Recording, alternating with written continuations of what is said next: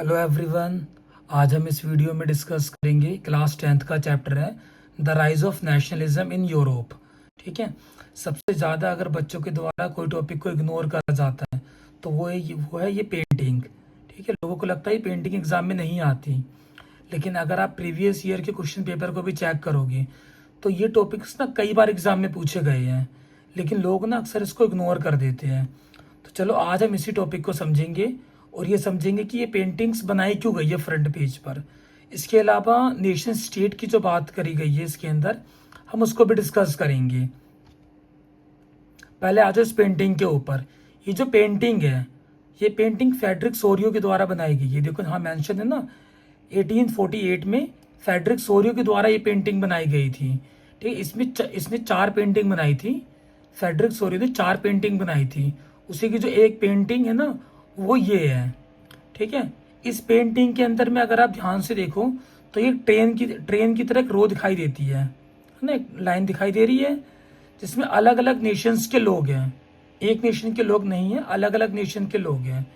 इसको स्टार्ट करने से पहले ये भी याद रखना कि इस समय पर कोई भी नेशन स्टेट नहीं था।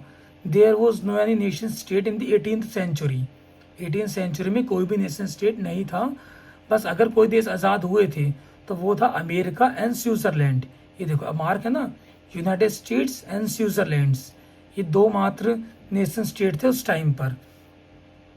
अब अगर आप इसकी बात करें तो इसके अगर आप टॉप पे देखोगे तो टॉप पे क्या है, गॉड्स है। ठीक है। ये क्रिश्चियन के गॉड्स हैं जिसने जो क्या कर रहे, विटनेस कर रहे हैं सिचुएशंस को। ठीक है। ये क्या कर रहे हैं, विटनेस कर रहे हैं इन सिचुएशंस को। इसके अलावा अगर हम इनके हाथ में फ्लैग्स देखें, अच्छा इन्हें जो लीड कर रही है ना इन दोनों को, वो भी अमेरिका और स्विट्जरलैंड के लोग ही लीड कर रही है। ठीक है। दोबारा सुनना कि जो इनको लीड कर रहे हैं वो भी अमेरिका और स्विट्जरलैंड के लोग लीड कर रहे हैं। इसके अलावा यहाँ पे देखो एक स्टैचू है, ये क्या है, statue of liberty. Statue of liberty है। अगर आप थोड़ा गौर से देखो तो इनके हाथ में ना एक लाइट टॉर्च है। ठीक है। इनके हाथ में एक टॉर्च है। ये जो टॉर्च है ना एनलाइटमेंट का प्रतीक है।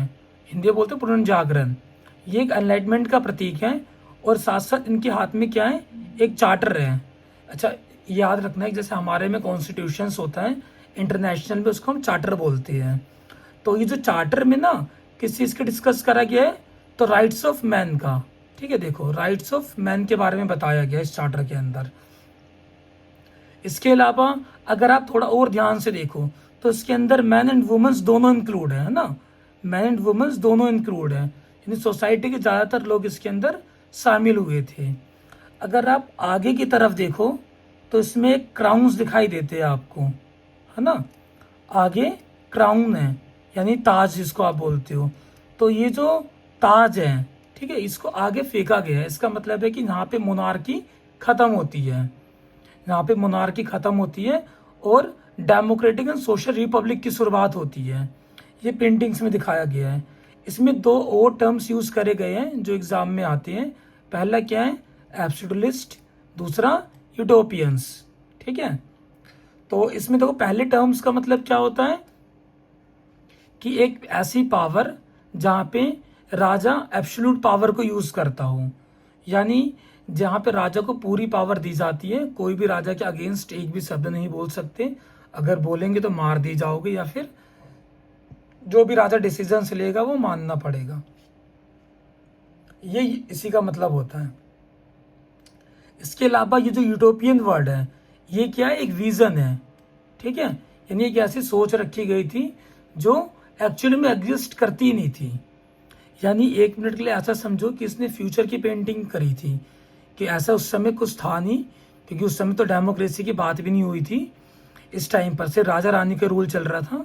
तो ऐसे में कि फेडरिक सोरियो ने एक ऐसी पेंटिंग बनाई जहाँ पे डेमोक्रेटिक की बात करी गई थी, जहाँ पे इन्होंने बोला कि एक ऐसी सोसाइटी होगी जो कि लोगों के द्वारा गवर्न करी जाएगी।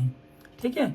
अब इसमें देखो कौन कौन से लोग हैं शामिल, तो इसमें देखो कुछ देश के लोग शामिल हैं जो इसको और सपोर्ट कर रहे हैं, जैसे ऑस्ट्रिया, ठीक है, द किंगडम्स ऑफ 2 सेलेसिलिस, फिर ये जो पोलैंड्स वगैरह, इंग्लैंड, आयरलैंड, हंगरी, रशिया, इन सबों ने। अब इसमें एक और वर्ड यूज हुआ है, वो क्या है, नेशन स्टेट, अगर आप इसको गौर से देखो, ठीक है, नेशन स्टेट वर्ड यूज हुआ है। अब हम इसी नेशन स्टेट को समझते हैं कि ये होता क्या है। चलो अब हम देखते हैं नेशन स्टेट के बारे में, है ना। नेशन स्टेट क्या होता है, पहले हम इसकी मीनिंग और डेफिनेशन देखेंगे।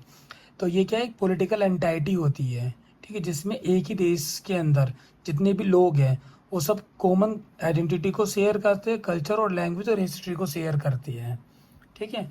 लेकिन इन सब से हटकर एक जने ने और चीज़ बोली, और वो कौन थे, हमारे एर्नेस्ट रेनन, ठीक है। एर्नेस्ट रेनन ने बोला कि नहीं, ये तो ठीक है कि भाई अगर आप इसको मानते हो कि लोग सेम कल्चर, सेम आइडेंटिटी और सेम लैंग्वेज और सेम हिस्ट्री को शेयर करते हैं, ये गलत नहीं है। लेकिन इसके अलावा उन सब का क्या हुआ जिन्होंने सेक्रीफाइस दिया था हमारे देश को आज़ाद करवाने में, है ना।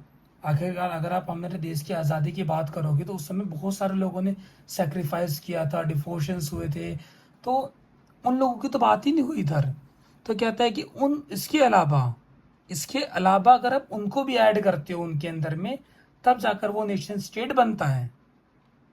और एक नेशन, जैसे अगर हम एक ए को माने, अगर ए हमारा एक देश है तो ये एक नेशन होगा, तो ये नेशंस दूसरे नेशंस पे कभी भी कब्जा नहीं करेगा, ठीक है। ये कभी भी इसकी विल्स को ख़त्म नहीं करेगा।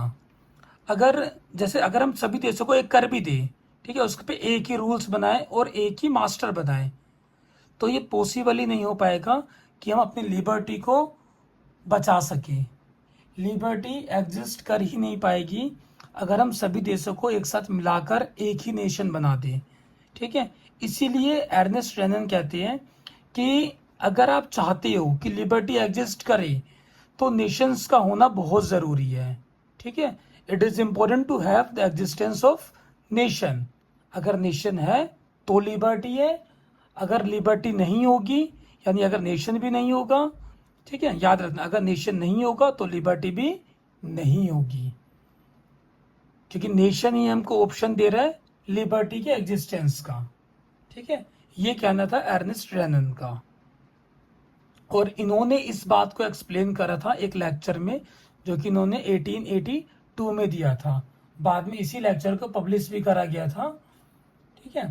तो बस ये याद रखना है आपको, इतना आपके एग्जाम में आता है। आपसे कभी कभार सीबीएसई बोर्ड के अंदर में एर्नेस्ट रेनन के क्वेश्चन आते हैं। अगर आप प्रीवियस ईयर के क्वेश्चन चेक कर लोगे तो उसमें भी एर्नेस्ट रेनन का क्वेश्चन एग्जाम में आया हुआ है। तो इसलिए इस टॉपिक को इग्नोर मत करना, मोस्ट इंपॉर्टेंट टॉपिक से बेटा 1-2 नंबर भी बहुत मायने रखते हैं एग्जाम के टाइम पर, इसलिए सही से पढ़ाई करना, ठीक है। अगर आपको कोई भी क्वेरीज वगैरह होती है तो आप हमें कमेंट बॉक्स में बता सकते हो, हम नेक्स्ट वीडियो में उसे भी बता देंगे आपको, ठीक है। अगर आपको हमारी वीडियोस अच्छी लगती है तो आप हमें सपोर्ट दिखा सकते हो, और इसके अलावा हमारे चैनल को सब्सक्राइब कर लो कि आपको अपडेट्स मिलती रहे, क्योंकि हम लगभग 1 साल के अंदर में सारे टॉपिक्स को डिटेल्स वाइज एक्सप्लेन करेंगे, ठीक है, और एक एक क्वेश्चंस को भी डिस्कस करेंगे कि कैसे कैसे सीबीएसई के क्वेश्चंस एग्जाम में आते हैं और हर क्वेश्चन को एनालाइज करेंगे, ठीक है। Thank you.